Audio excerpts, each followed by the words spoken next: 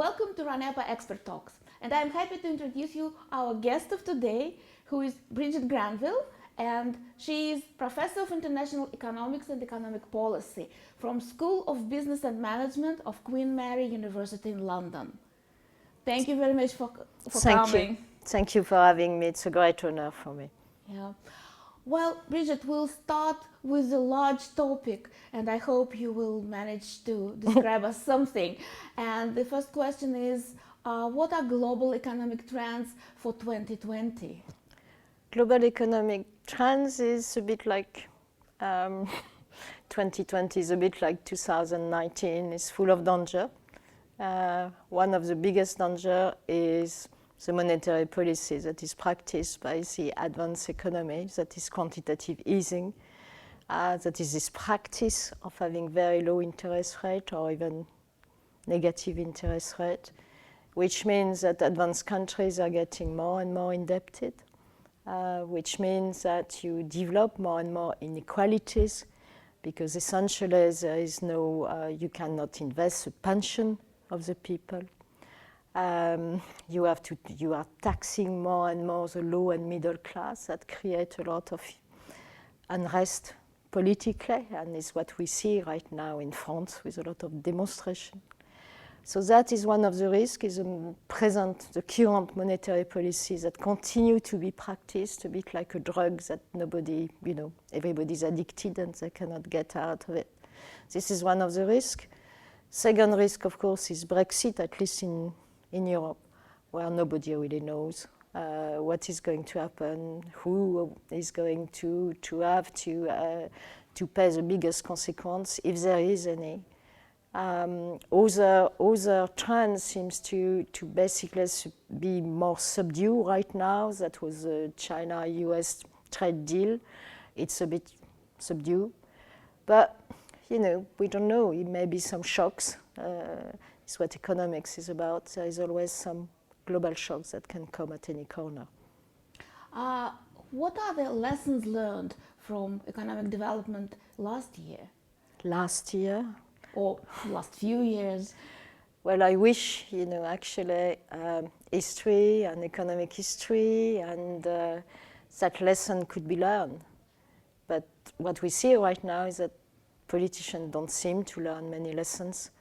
Right now, many people think that inflation is something on the past, is this kind of museum piece that will never reappear. And they've forgotten that it could be, at the corner. And certainly, politicians are not ready. No, so I think very few lessons have been learned, unfortunately. I see. Well, I hope this is the room for the scientists, for professors to come in. I think I always remember my first year of economics and the very first day. I was very privileged. I had one of the best professors probably people ever had. And one of the first things he said was, always remember, I was studying economics, always remember politicians decide, economists advise. And if they don't want to listen, they don't. Most of the time, they don't. Well, got it. So, can we talk a little bit about business investment and climate in Russia? I don't mind doing relative to the global economy, but I used to study, as some people may remember, very closely Russia. But right now, I really focus more on the euro area.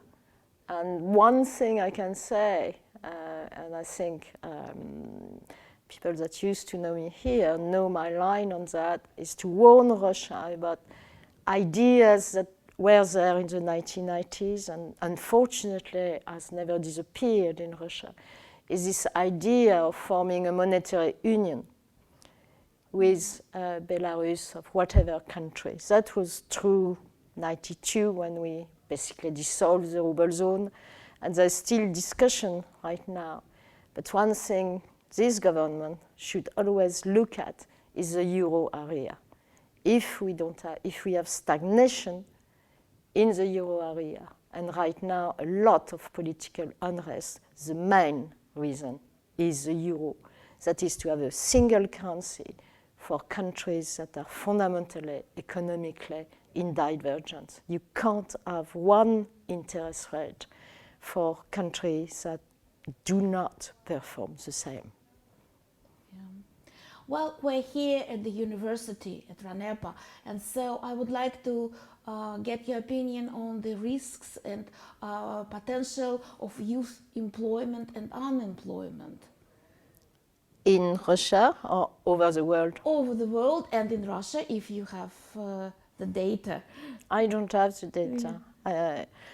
For me, I mean, you know, what is so hopeful with youth right now is that there are a field of new technologies that are developing, such as blockchain, a field of new areas, such as climate change.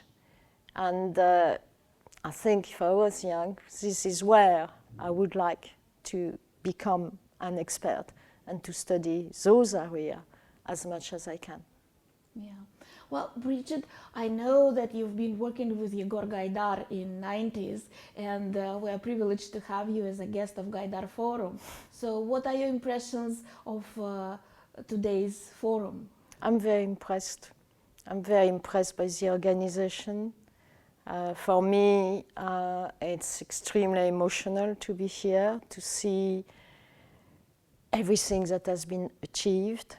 Is extremely moving for me even to walk in the street of Moscow, to see how beautiful it is. I wish I was walking with Yegor Gaidar right now, but I hope that people will remember how grateful they should be to Yegor Gaidar. For me, it has been a privilege, an honor, an enormous piece of luck that I will never forget. Thank you very much for joining us, and good luck. Thank you.